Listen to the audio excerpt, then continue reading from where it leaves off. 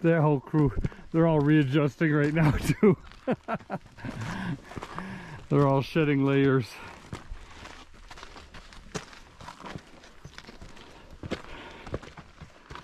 Oops, sorry.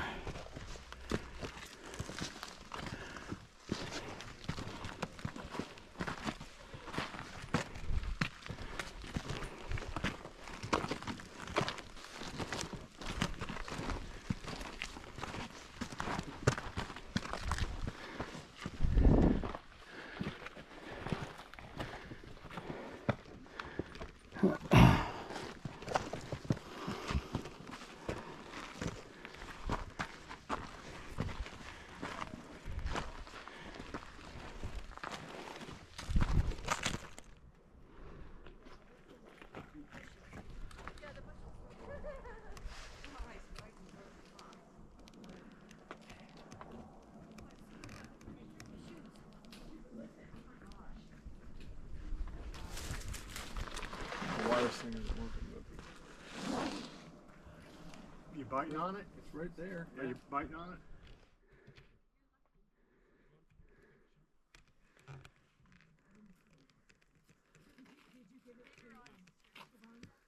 We're about a third of the way up the mountain right now. Base Camp 1. Base Camp 1. Getting acclimated to the altitude and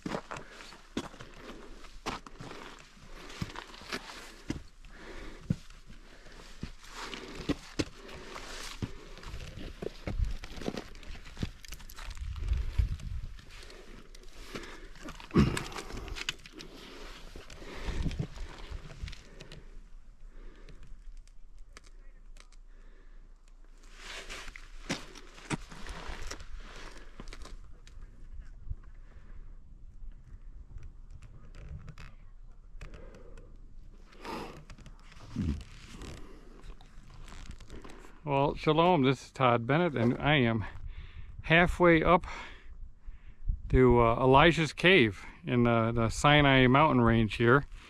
And it's quite an uphill trek here. You can see up there, the cave is just below those monolithic type stones up on the top there. They look like tombstones. And we're about halfway up. I'll show you down below. Down below is where what they call the Moses altar, and there's a whole temple, kind of not a ceremonial complex. Let's put it that way, because that's where they believe that the 12 pillars were set up for the children of Israel, and they have down there corrals to corral the animals and an altar site, and that would have been where the covenant ceremony was effectuated, as Moses sprinkled water or sprinkled blood on the altar, and blood on what is believed to be the tribes, which the columns represented all 12 tribes. So there weren't really people there getting sprinkled with blood, but he was sprinkling the pillars that represented Israel. So up here there's a valley that goes up to the peak of Mount Sinai, which you can almost see through the valley there. But we're going up to Elijah's Cave, which is almost to the top.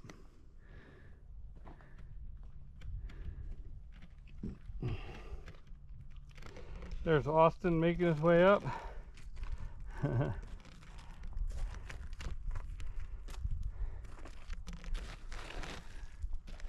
Yeah, it's getting steeper now. You can't really see. Well, just barely see that Moses altar. And then we're getting up there. Oh boy. There's a guy up there leading the charge. Your turn to lead the charge. I'll follow you. Yeah, doing good.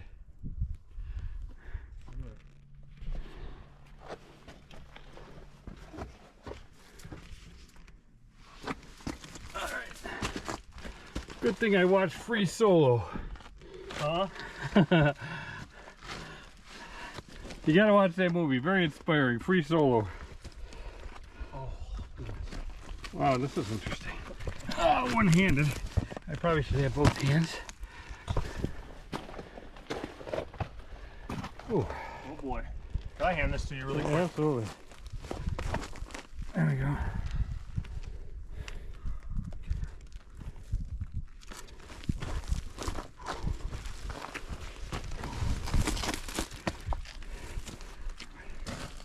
Oh, we got some good action footage of you there. I'll have to send it to you.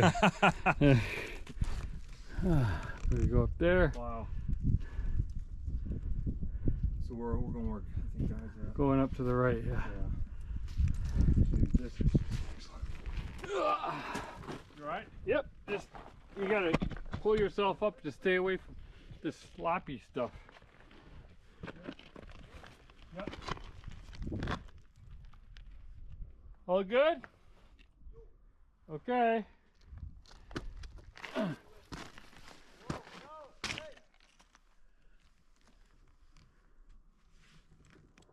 What's he saying? Good? Yes. Guy. What? Okay. Okay? I don't, It's okay? Or? I can't tell. He just, I don't know if he's giving thumbs up or what. Let's see, Guy, can you see? Okay.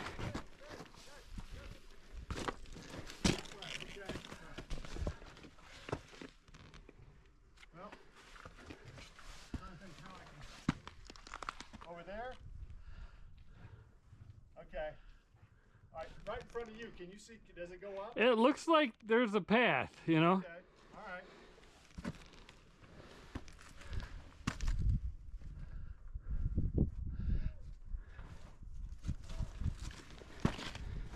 People have been marking it. I've Have you noticed that? Yeah.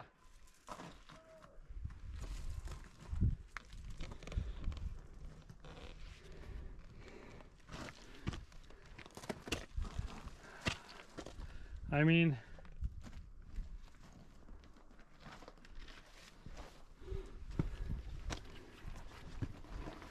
okay. Hussein, here? Okay, okay. All right. Go ahead, Guy. Oh, I don't need. No, I can't see it. Okay, straight up. We're good. Go ahead. Unless you just want to kind of film on the way I'm up. filming, yeah. So, Okay. Well then, this gentleman here, young and Austin, Rob, you're you gonna go get ahead. You want me to go ahead? yeah. Oh yeah, sure. All right. Awesome, Austin. Let's go.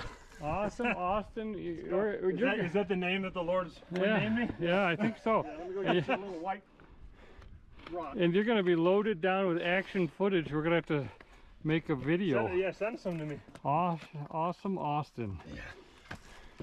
Yeah. Okay.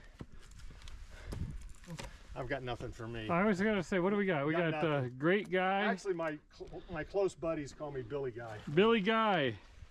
Okay, well you're looking like a Billy Goat today, so. I'm a Billy Goat. All right, you guys are gonna have to grab a rock here. Yeah, I get it. I'm gonna give you plenty of space. I'm out right behind you, so you take your time. Be careful. Yeah. One of these rocks moves. So just Yeah, I won't put my full weight on any of them.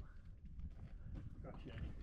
If you need help, I'm right here. Okay, yeah, I appreciate it. I think I'll be all right. I just need to just get my feet there, there, Go ahead. there, there. You all right? Hey, can somebody grab the GoPro? Oh, yeah. Can you grab the GoPro? And then All right, they said there's a cave in the brochure. They said there's a cave here. Anybody see a cave? Yeah. Can you point it down? Oh, I'm sorry. You wanna? No, it's all right. I just, you know. So it's ongoing right now. Yeah, it still goes, yeah. Okay. So these are. Okay, that was a challenge spot there. Okay. Thank you, sir. It's a little more stable up here. Well, that's good news. Yeah, we're still coming now. I give them strength, Father. Just give them energy, Lord. Give them grace, Lord. Give me the way up. Unbelievable. Where in the world are we going from here? Good question. Probably right up here. It's probably just. We've got to go to the right. Here?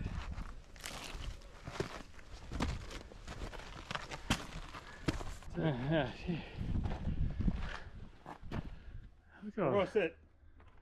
Yeah, we're gonna sit. Yeah. Okay, so made it up kind of a sheer face that was a little too dangerous to be holding the GoPro.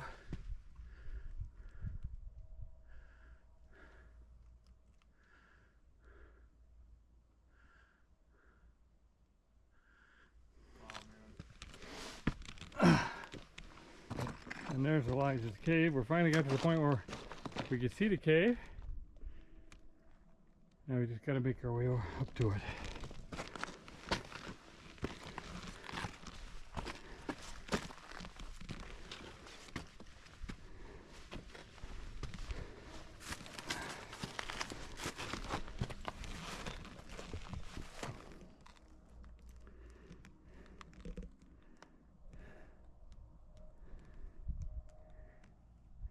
You can definitely feel a little change in the elevation, oxygen. Yeah, a little bit, not too much, you know, but it's something you can't account for when you go to the gym and you're on the stair climber. Yeah. Okay, so finding the best way up is, I think we'll go this way. Here, doing it with one hand. You know, I had this beautiful attachment for my backpack shoulder strap,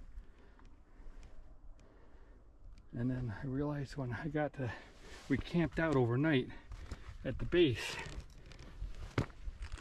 of the mountain, and I had to pack my stuff really quick, and I forgot the GoPro that had the attachment for the shoulder strap. So I'm one-handing it here with the GoPro. So far, so good.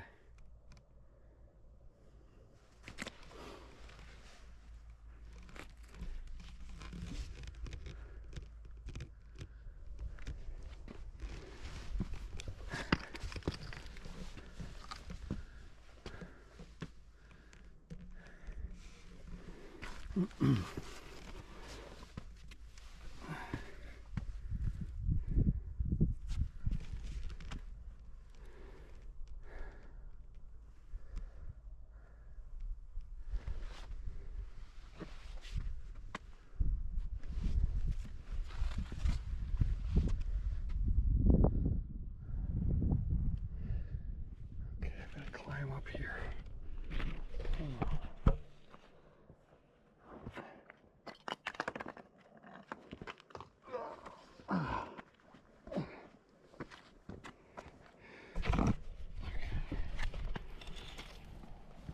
Okay. That required two hands.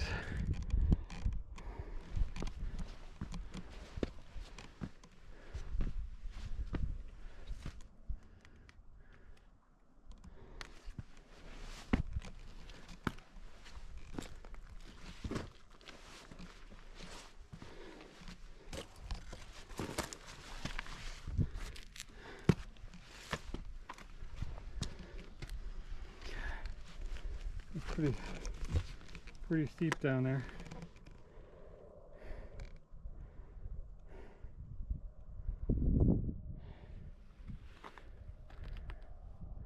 Beautiful day.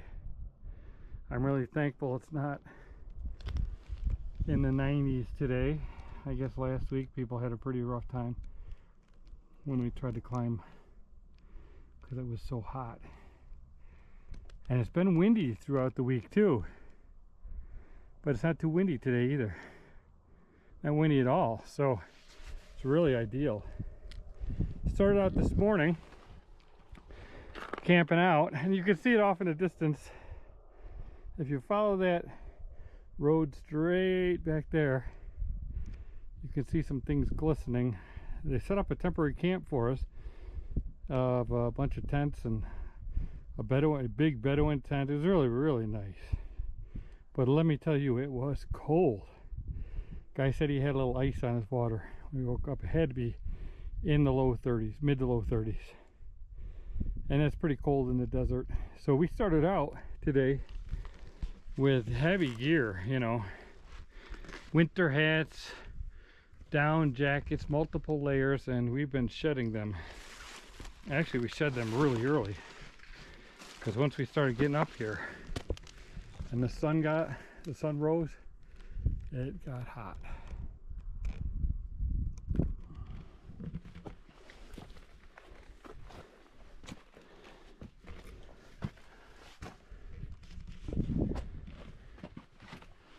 Anyways, I'm happy to be going to Elijah's cave because it's one of those things that you can just read about in the scriptures and relate to. And of course, there's a high degree of probability that this is Elijah's cave because there's so much evidence all around Mount Sinai. Right down below me is the golden calf altar. Kind of, if you followed that same straight line back to our camp, we drove very close by the golden calf altar down there to the right. And you've got the Moses altar down here. You've got the stones. There's actually a memorial there. Solomon put 2 columns on each side of the Red Sea where Israelites crossed.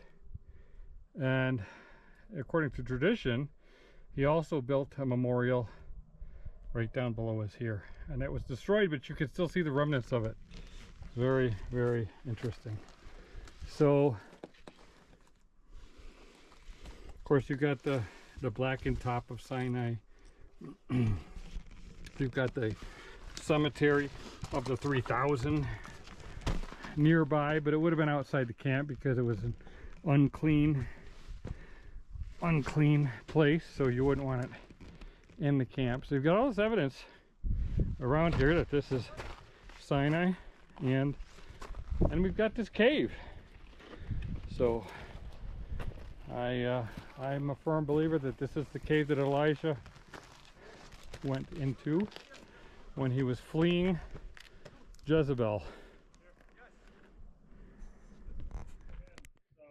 I see rocks. All right, so if you go straight in a little further. I see the rocks. Yeah.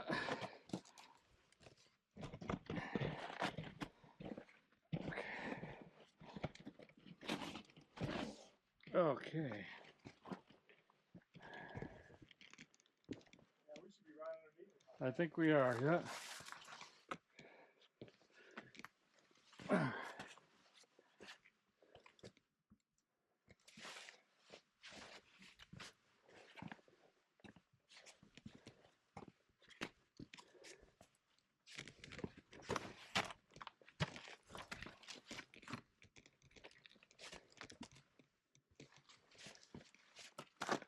Yeah, there's the cave right up there. Beautiful. It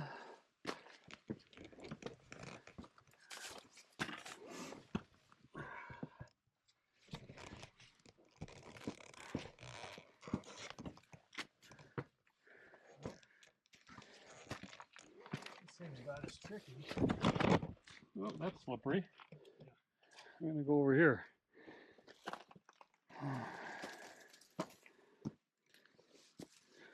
That's a little better.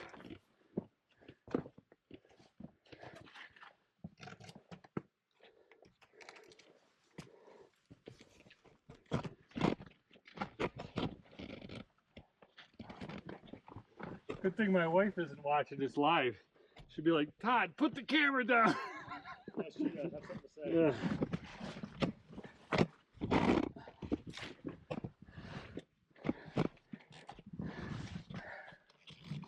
All right. I think we're good.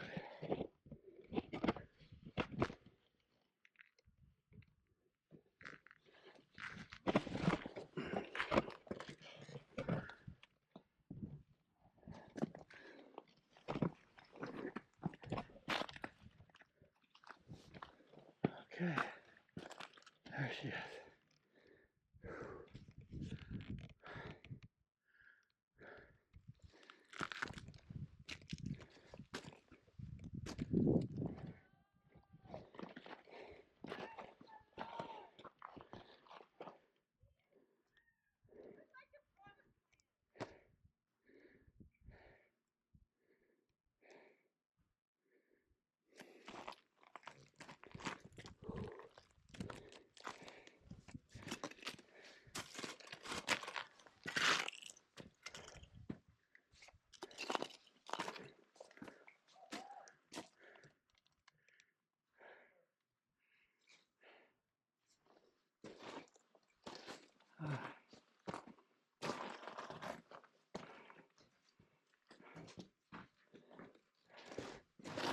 All right, I'm gonna sit down for a second and then do a little more video.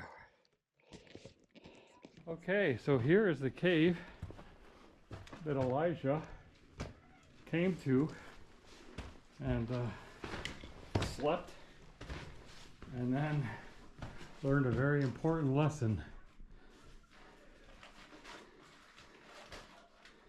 Let's see. Go ahead and say it, Todd. Yeah, I'm gonna God shamed him. I'm gonna pull up the 1 Kings 19. You mind if I read it? Absolutely. Okay, 1 Kings 19:1. Ahab told Jezebel all that Elijah had done, including a detailed account of how he killed all the prophets with the sword.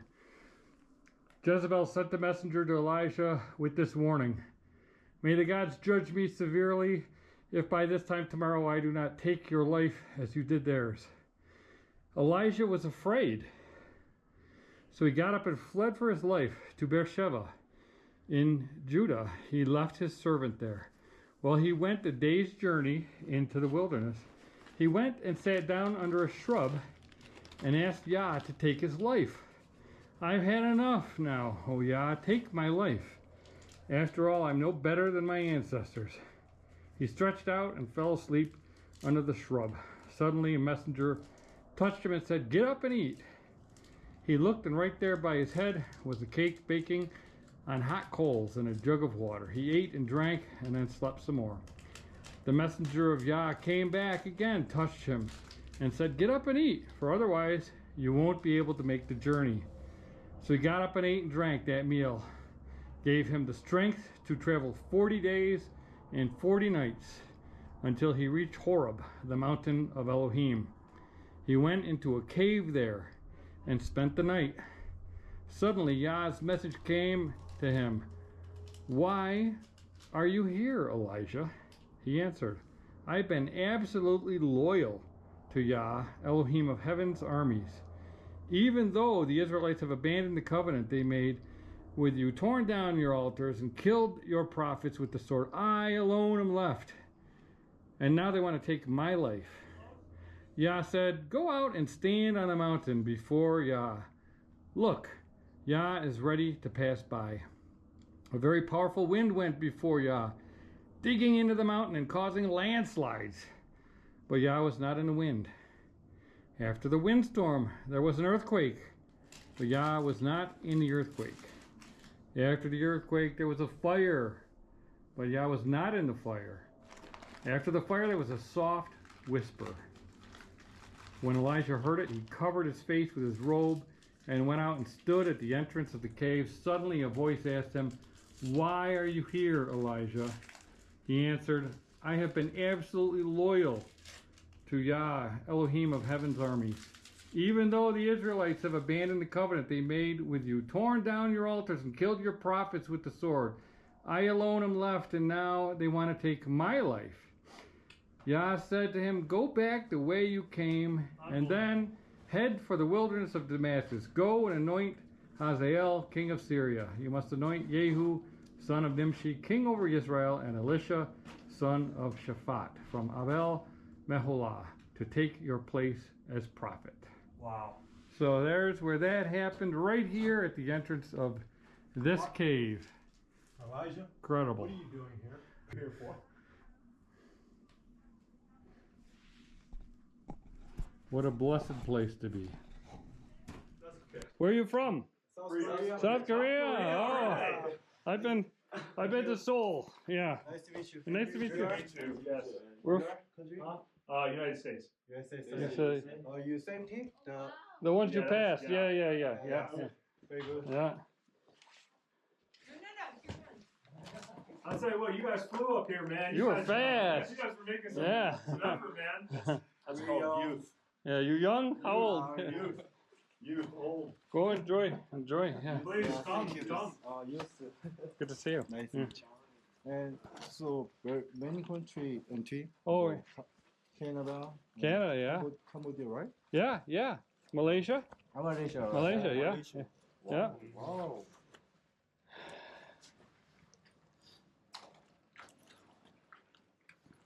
Yeah, so I'll move so you can enjoy if you want to go in.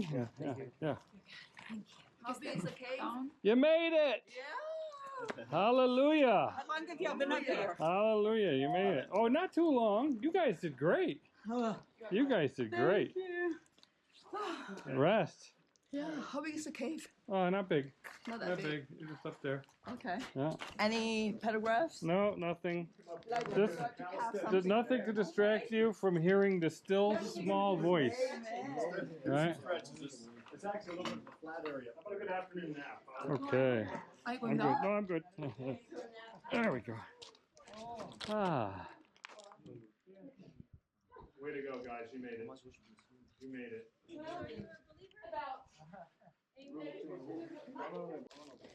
Adderall. Oh, blame the Adderall. Everybody made it. All right. Fantastic. Yeah, you might want to just climb up and check. This is sandy. Sure. So Adderall is nothing but an amphetamine. So it's an alcohol. Oh, you do that.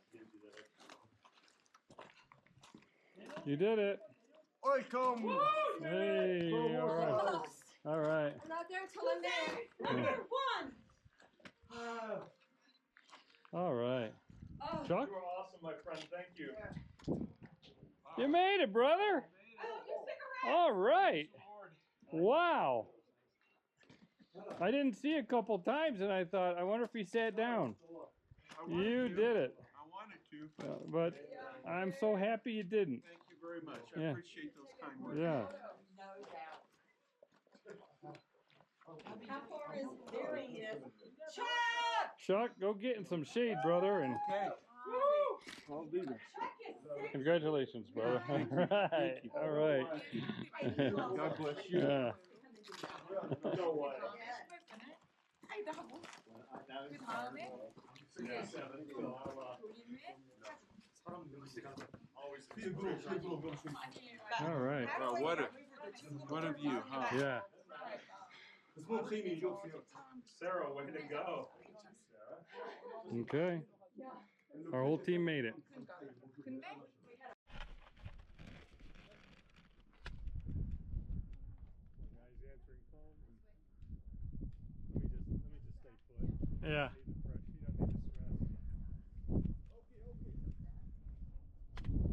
I need to stress. I know, poor Jose.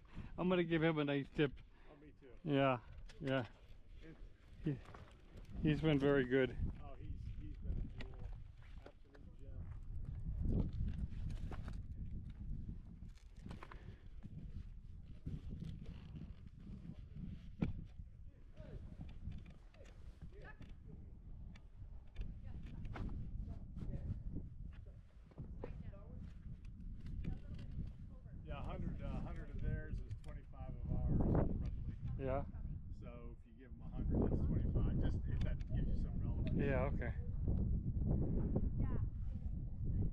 You came right down here?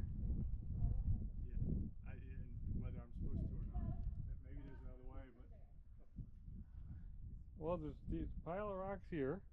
that's what I was going Yeah. with. See what they're saying. Those are little thorny things there.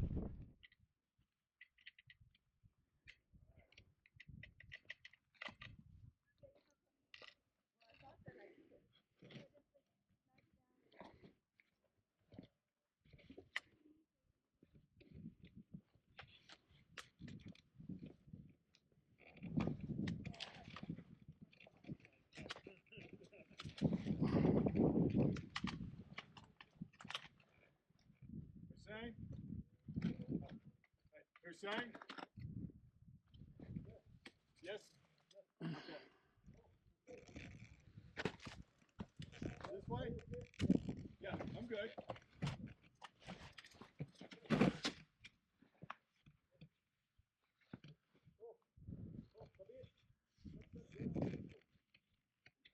Okay.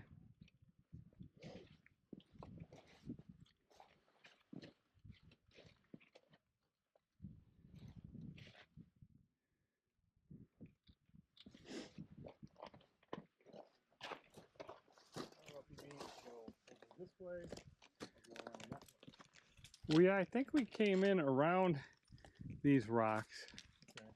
but I don't know if I'm seeing any small piles anywhere.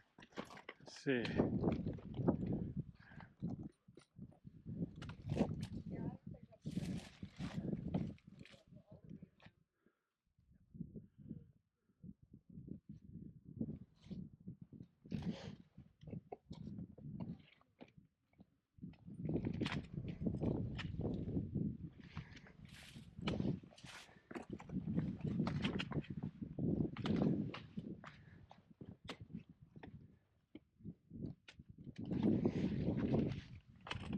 See a pile of All right. Yes. Promising sign.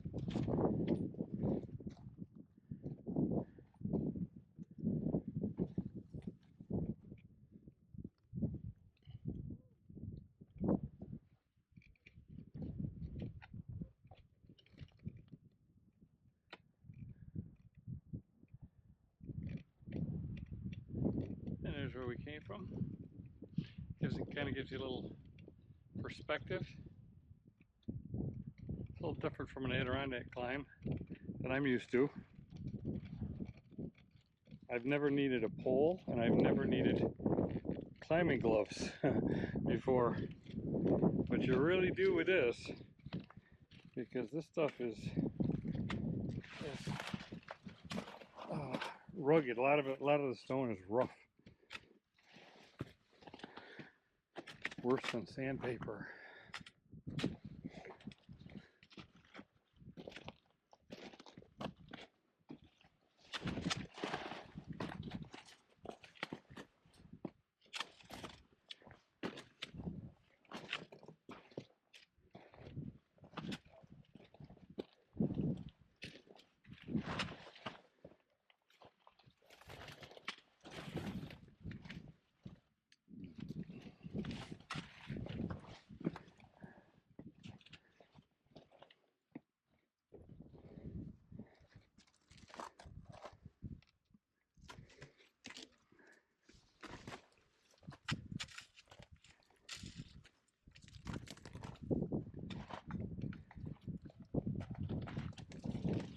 I can scoot down here. I don't know if it's a little there. I was going by benefit of the rocks right There's there. rocks right straight down there. So I want to say scoot. Yeah, I think so.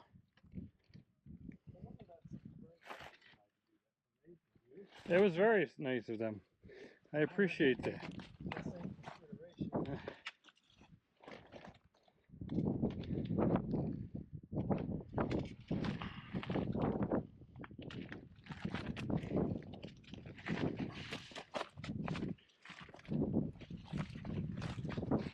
Careful.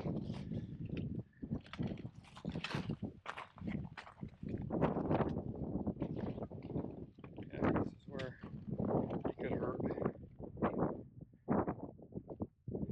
That's what we would have ended up with, Guy. We would have ended up on a cliff if we went that other way. That's not good, Todd. Yeah. We would have been able to scoot down there. Yeah. That was a really long scoot.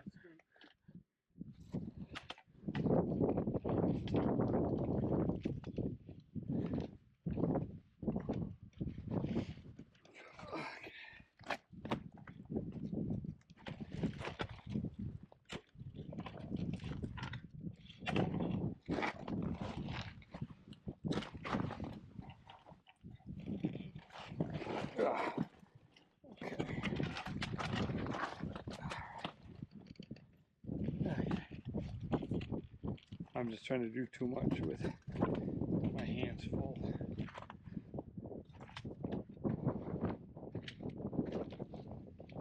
But it's a different view coming down, so I wanted to try to catch as much of this as I can.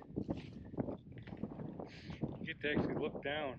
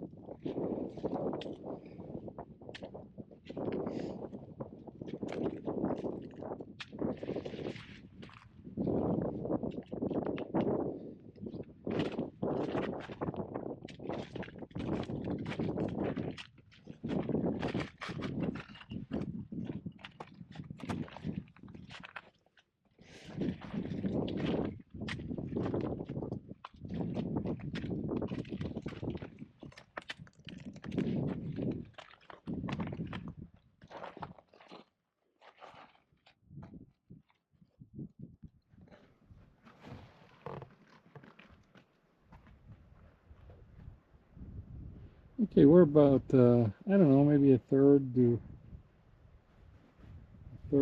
halfway down the mountain. Just taking a battery break here. My phone cut out a second ago, so changing out batteries and figuring out the next step. Okay, this is a little hairy. I think I'm going to scoot. Whoa.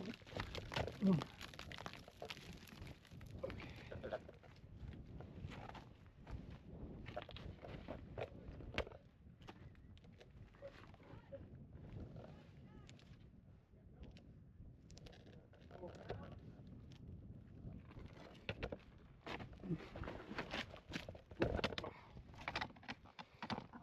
Oop.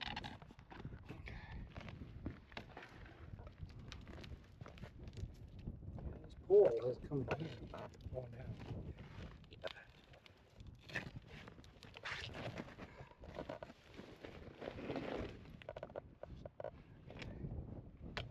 All right, that's good.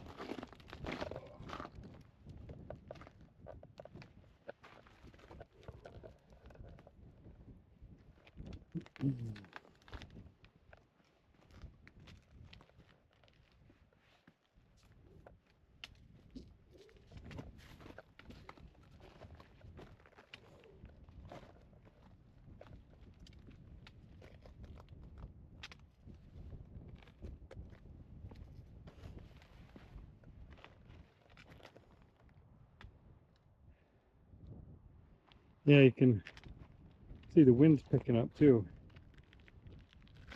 I don't know how that's affecting the microphone, but I've got a different camera with a different microphone, so maybe it'll be better.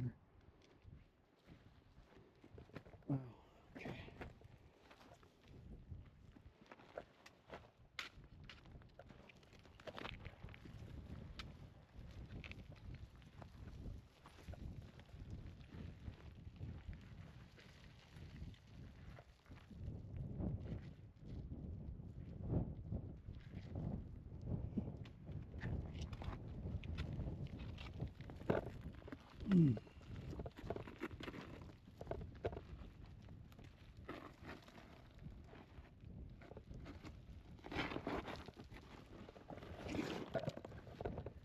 All right, we got Billy Guy in action here. Yeah. Wow. I think I'm using the better part of my body. I know. I don't remember, but that's the only way. Well, he said go this way, and I got rocks. We got rocks. There really is no other way to do it. Uh, I mean, you tell me, unless there's maybe there is a better way. I don't remember how we got up this part.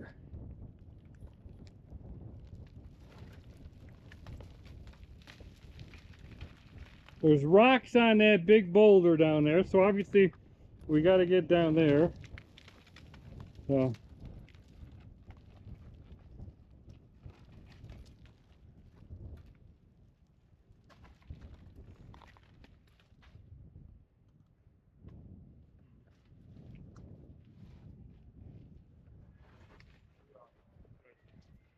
They're almost here, maybe. Because that could get a little hairy there if you don't take the right way. Yeah. I think they're almost here.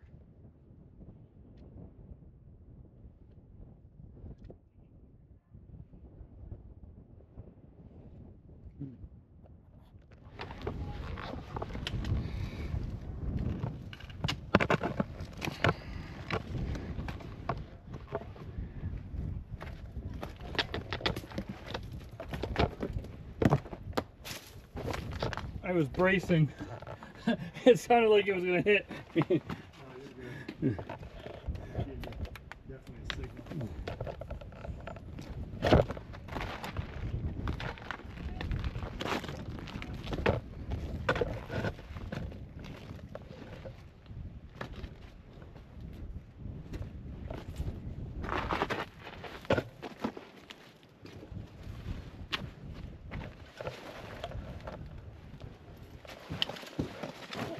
Whoa. Where'd that come from? Up there? Yeah. Whoa! If I was there, I would have got me. Wow!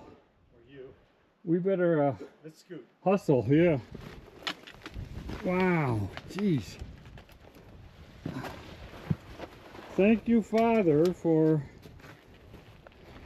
saving Guy. Wow, that would have took your head right out. It would have. Well, it didn't. Yeah. But it would have.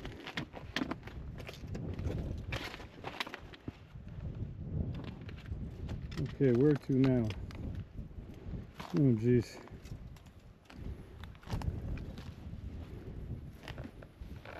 Okay, I gotta put my camera away here. Alright, there's a mini cave right there.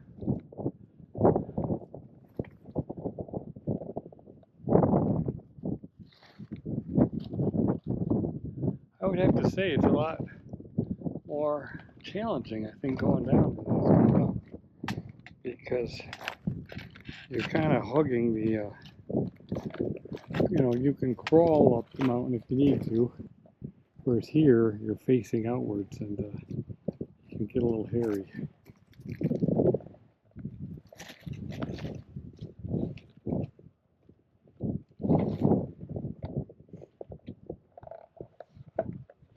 I'll try to keep filming for a while. See if I can get a good photo here. I nailed my elbow a little while ago. Slid. Was looking up instead of looking down. My foot's still out underneath me. A lot of this stuff is so loose. You gotta make sure you're watching your step. And I wasn't. And slid on my back and my elbow took the brunt of it. But, well, it happens.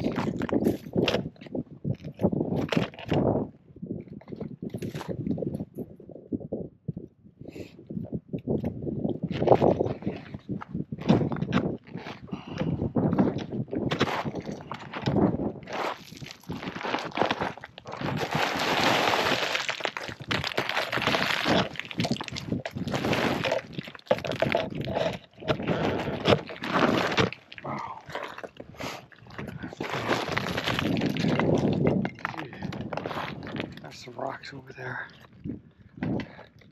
Guy, do you see those rocks go straight over that way? Okay.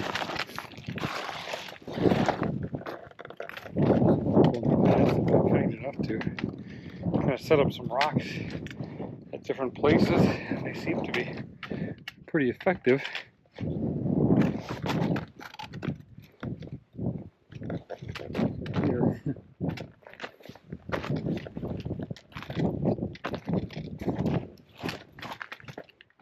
Put one here. Put a pile over here. Yeah, there you go. And there's a pile down there. So, and here's a path.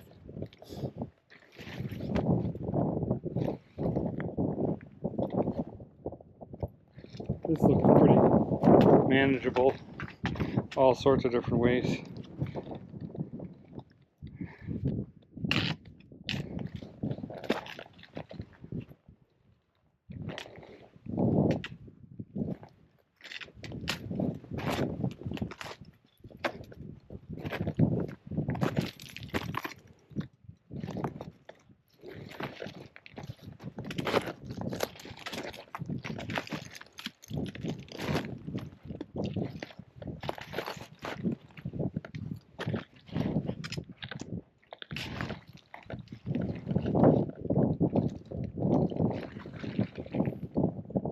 Well,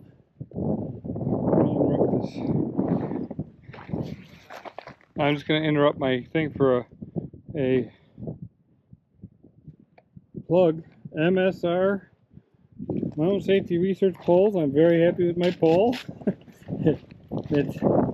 It packed up really small, really easy to carry. So they worked out good. And then my Solomon hiking shoes, the laces are giving me a little problem. And you know, they open up. They're not so high that a lot of prickers and stickers were getting down in. There's something a little higher, I think, would have been a little more better for me. On this type of truck here, you've got all this, you know, kind of thorny bushes that you're going through. But I do like the grip and the ankle support and the foot support, so they're working good.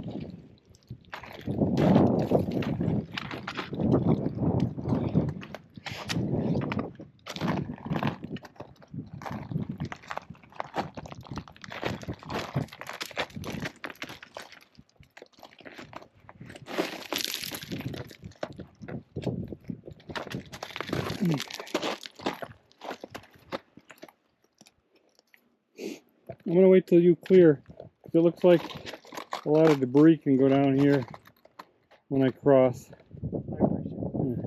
That's a good idea. Yeah. Good decision. All good.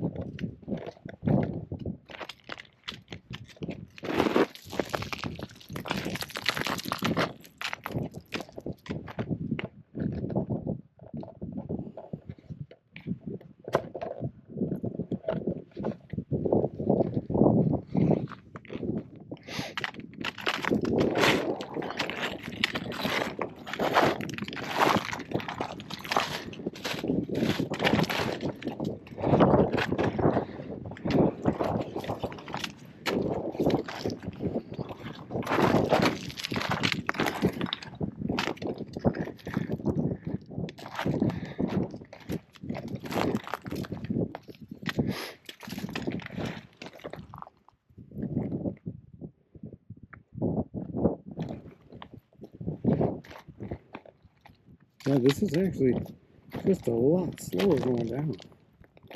You can kind of muscle it up here coming up. And take some breaks. And, make some big moves upwards. But this is just, yeah, every step you gotta be careful.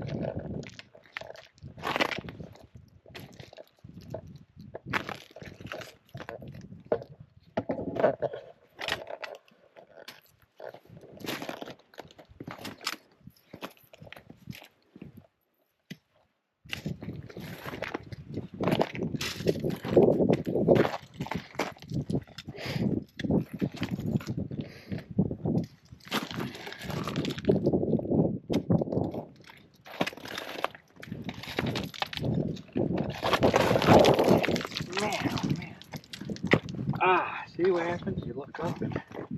Okay. Yeah, just, you gotta watch every step. This loose stuff.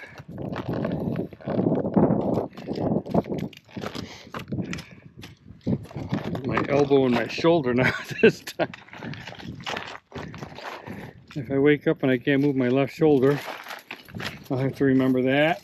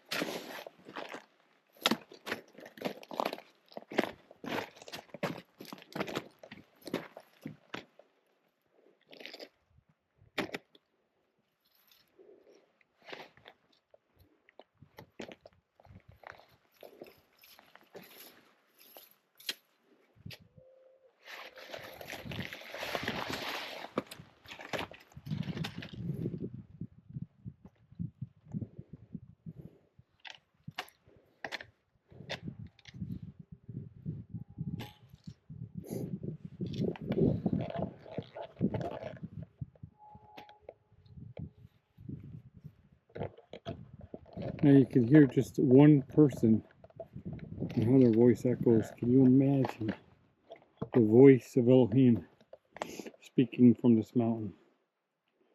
What it would have sounded like.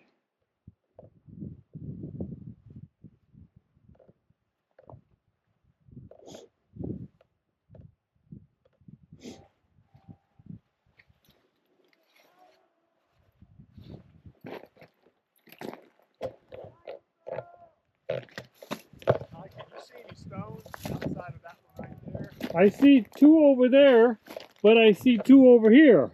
Yeah. So it's like you can go either way, it seems like. I do see a stone on the rock over there, just a single stone. I'm gonna make my way that way. Yeah.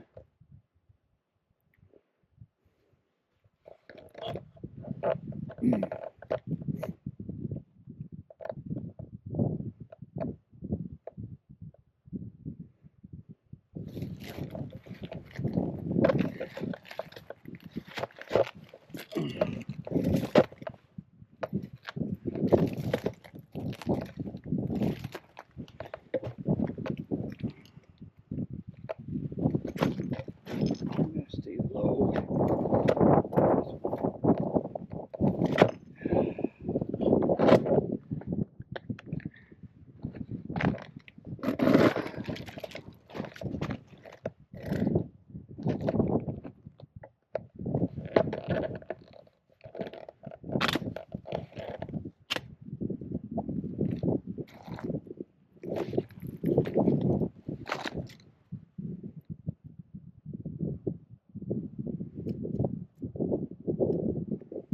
Okay, I'm gonna put it away for a little bit.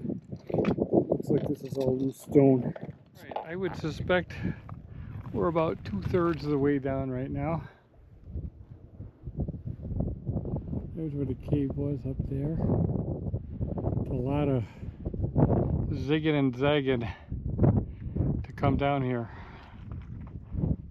And it's a lot of loose stone. Boy, very, very hard to get some good footing most of the time. But this is a good spot to see where those columns were. You can see the white dots down there. Those are parts of columns that were destroyed. Now, they wouldn't have been the columns that Moses put up for the 12 tribes. They were probably standing stones that they erected representing the 12 tribes. That's what they usually did in those days. They say that the columns were part of a memorial set up by Solomon, and it seems to be correct because it's not just columns, but it's also chiseled stone, like there was a building, like there was actually a building there. So we know that Solomon commemorated certain sites, so it just makes sense if he commemorated the Exodus crossing that he would have commemorated this location as well. So you can see where those white dots are down there, the river, the wash of the river went right past there. So if they were offering sacrifices, they could, water is very important to have when you're slaughtering because it can be a messy process. You want to be able to clean up, and the priests need to clean up, and the whole place where the sacrifices are taking place needs to be cleaned up as well. So I have to check to see if Guy was okay. He did a slide and a smash like I did on his elbow, so he's okay. He's back up and hiking, descending.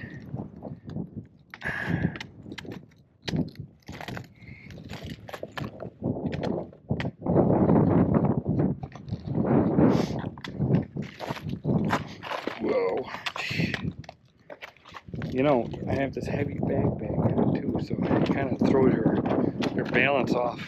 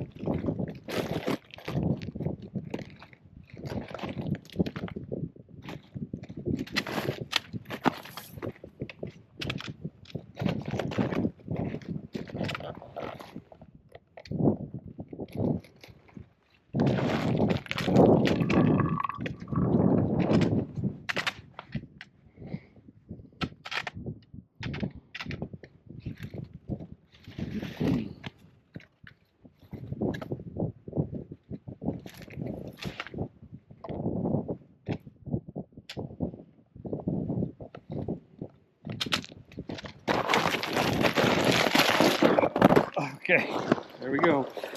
Oh. Was that a different elbow? I think that was a different elbow. Alright. I'll have to decide whether to edit out these falls or not. There could be, part of this could be that I'm almost 60 years old because we had a group of Koreans. People from South Korea came out. They zipped up and they zipped down pretty good, so it might not be as bad as it seems, but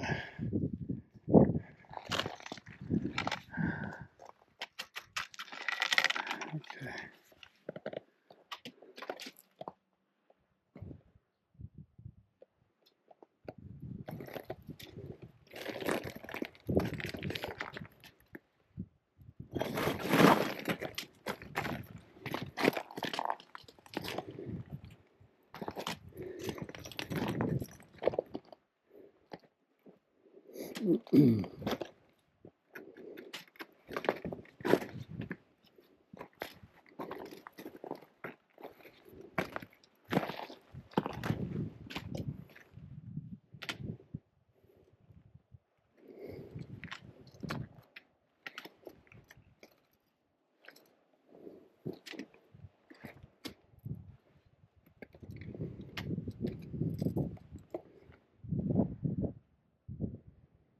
And honestly, I have to say, it probably would be a lot easier if I had both my hands working too. I'm trying to do this camera. It's making things a little awkward.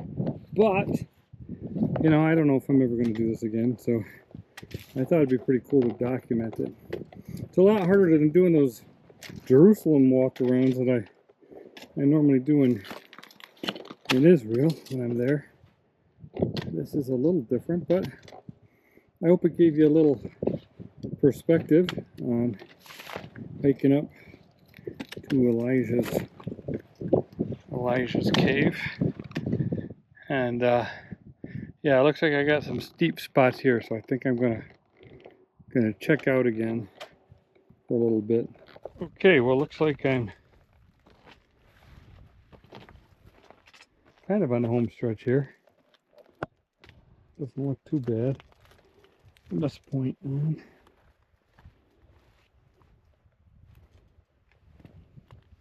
But another thing is, you have to think about rocks coming down. If there's people above you, just earlier, guy had a pretty big boulder, about, you know, size of a bowling ball, just go flying by, and right in front of him, if he was a step or two sooner, I mean, it would have taken his head right off. It was just, it was going so fast, and it was so big.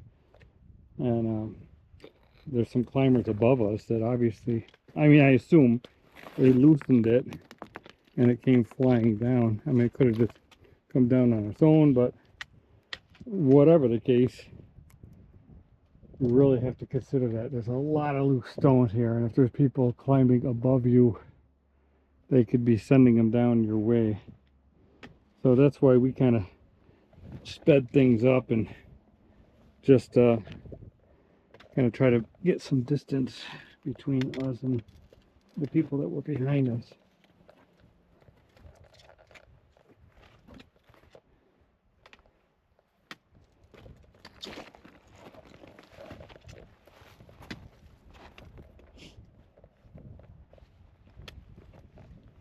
I told Guy that, yeah, I must still have something important for him to do because he saved his life on his mountain. So it's always encouraging.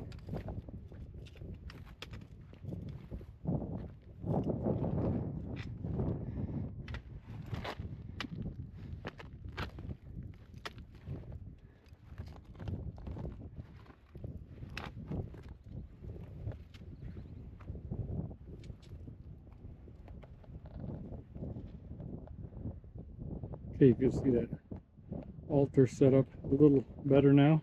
It's a good view from up here. I don't have a zoom on this, or I might, but I don't know how to use it.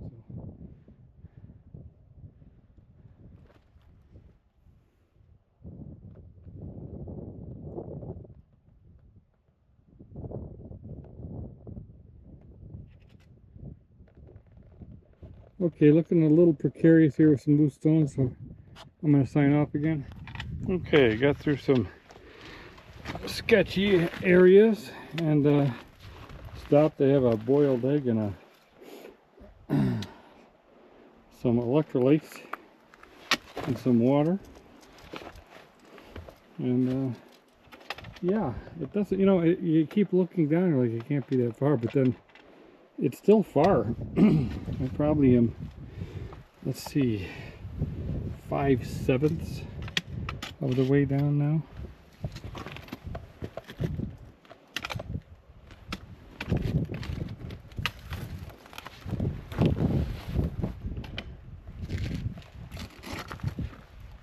Yeah, every step when you're going up, you can just charge forward, but going down, every step you got to be careful. much slower.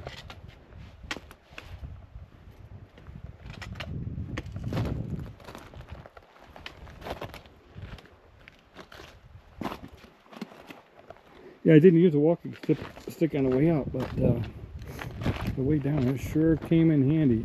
I'm very happy that this thing folded up really nice into my pack, so I didn't even really realize I had it. This stuff, see, these things are sharp, but guess what? I got the, I don't know how to pronounce it, KUHL, cool. I don't know, I wear a lot of their clothes. I like them. And yeah, these pants are perfect in a sense that they're really tough, because these thorn bushes and then of course when I've fallen on these rocks, that could really done damage if I didn't have good pants on. So hey, another commercial plug for cool mountain gear. Well, maybe they'll see this and hire me. I doubt it. But anyways, yeah, I think it's, you know, it's nice to have good gear when you're doing stuff like this, just so that the only excuse that you have is yourself at that point. And I'm happy that I went to the gym about a month straight, and you know, I was not a cardio guy before. I used to just go in and try to, you know, lift weights and tone up, and thought the cardio was a waste of time. Well, my gosh, when I said, oh gee, this trip's coming up and I'm going to be climbing a mountain, I better jump on the stair stepper. I got on the stair stepper for about 2 minutes, thought I was going to die. I mean, I just couldn't believe it. So over the next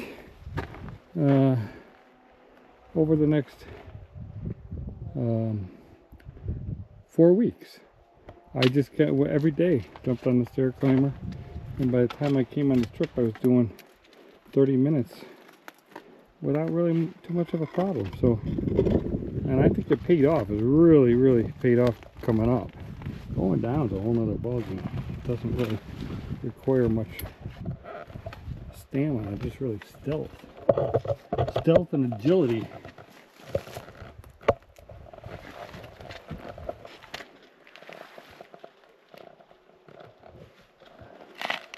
A mosque down there.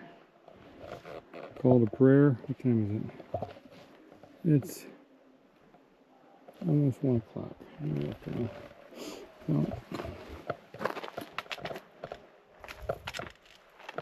yeah, you know, when I hear it, it is real. It's just, oh, you know, there's so many different religions in Jerusalem, essentially, that's where I hear it the most. No big deal, but you know, here, this is a Muslim nation, you know, no doubt about it here.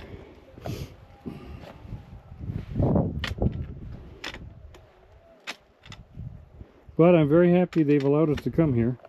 It's been a great trip so far. Since I'm doing plugs, I'll do a plug for Living Passages. I came with Living Passages, Rhonda Sand. Excellent, just did an excellent job. It's been a really nice tour. The really nice thing about it is there were some Sabbath keepers too, and you know, they made it a really light day on Sabbath, so we didn't miss anything. So I told Rhonda ahead of time, you know, I asked her if it was going to be a big deal, because I said, well, you know, I obviously can't be, I want to go and climb, and I can't be doing it if you're doing it on Shabbat and stuff. And she was, oh, no, we understand. And so they had a really nice schedule. They just basically, people that didn't observe Shabbat just really went to the beach, and that didn't bother me at all. And those of us that are Sabbath keepers, we met together and had a really nice time, sharing with, you know, new brethren that you've never met before. Some from the UK, one brother from United States, and a sister from Malaysia. Yeah, so, and in fact, really cool testimony, because she'd never kept Shabbat before, and she just felt in her heart that she needed to keep the Sabbath. And people back home in Malaysia were giving her a hard time when she told them, because apparently some of them helped her pay for this tour. And they said, no, you have to be going and doing everything so you get every penny out of it. She says, I really need a rest, and I really think I need to honor the Sabbath. I just feel very strongly to do it. And so Warren from New Zealand put out a little WhatsApp thing to the group, and everybody that was gonna, well, decided to meet, and she met up with us, and it was a really wonderful day where we could share with her how important the Sabbath was. So even going on a tour was really just an opportunity to share. And so anyways, that was a nice nice opportunity. Wow, yeah, we climbed up. I mean, it was a climb.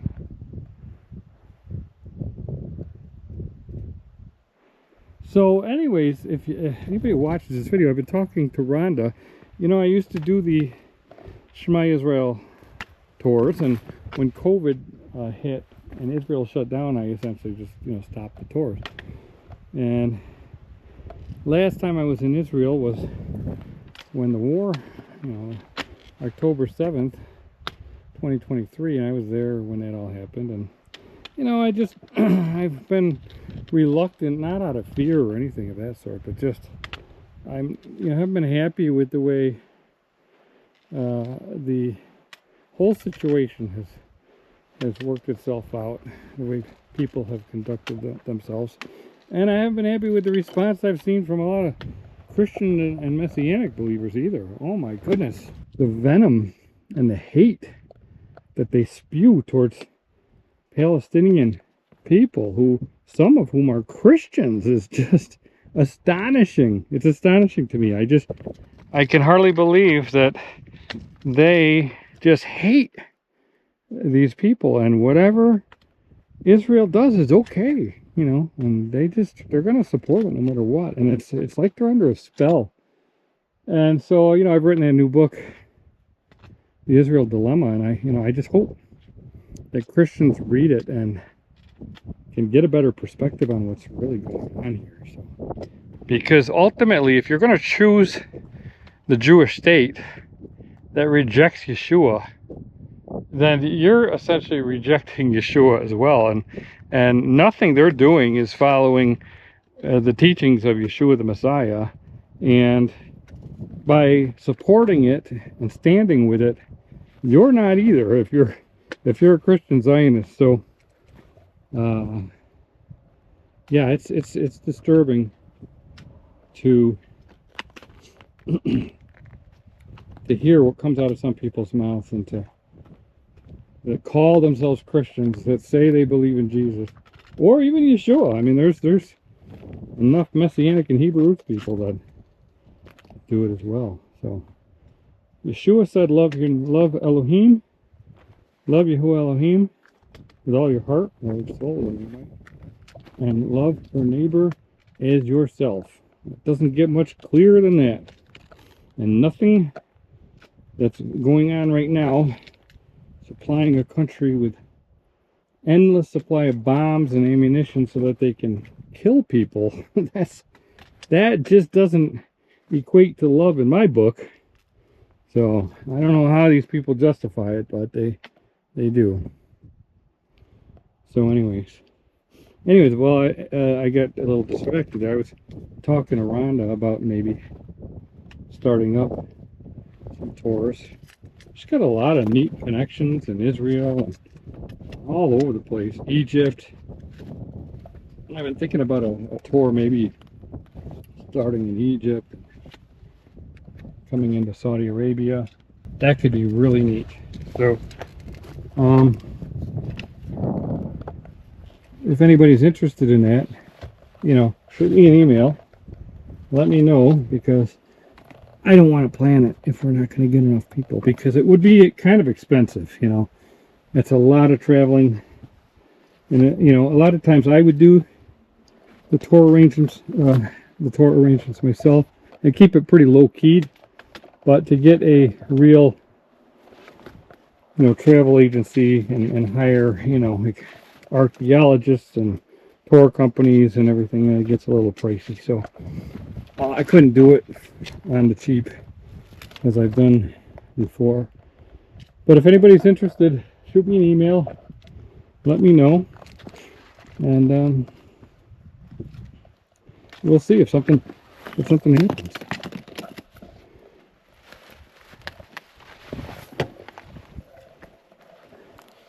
I'm getting there, but I'm not home free yet.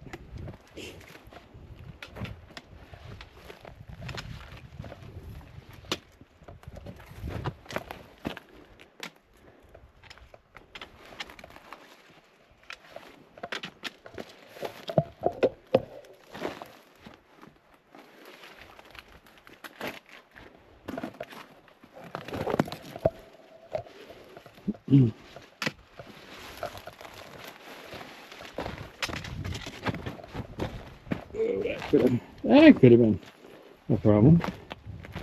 Okay.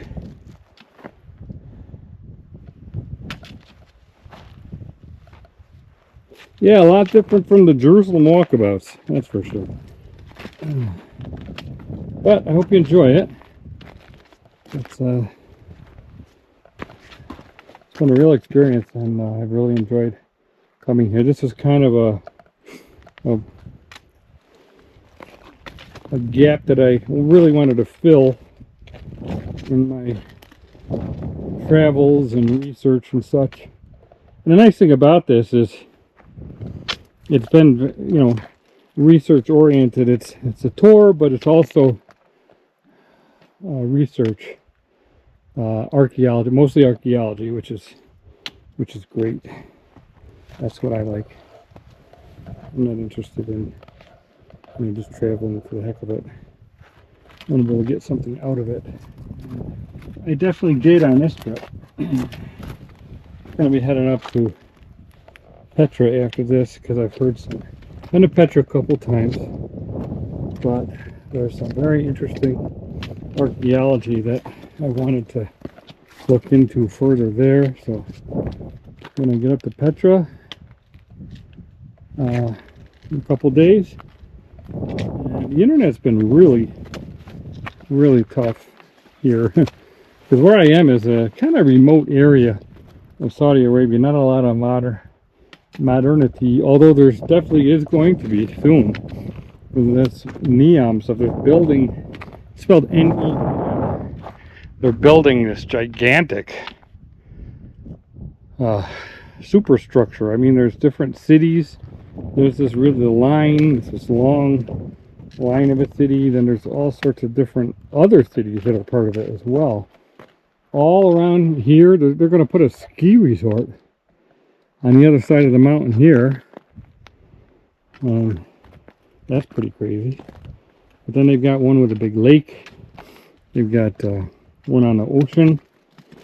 And yeah, they're just trying to make this a whole futuristic area for people to live in. And it's interesting. It's right around all of these sites.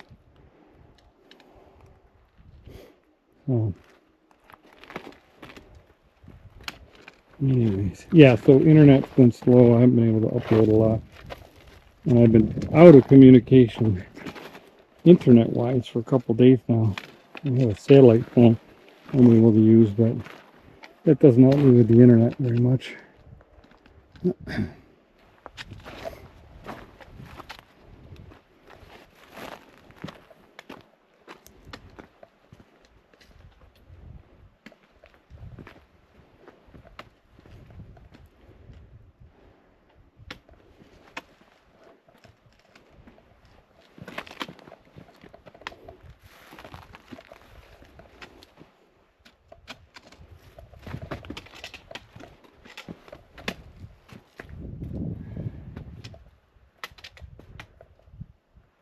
Okay, I would say, I don't know, 7/8 or 9/10 of the way down.